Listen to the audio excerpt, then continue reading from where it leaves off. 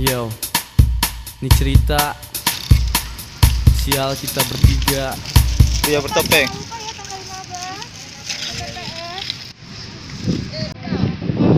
Tanggal 15 ya, jangan lupa.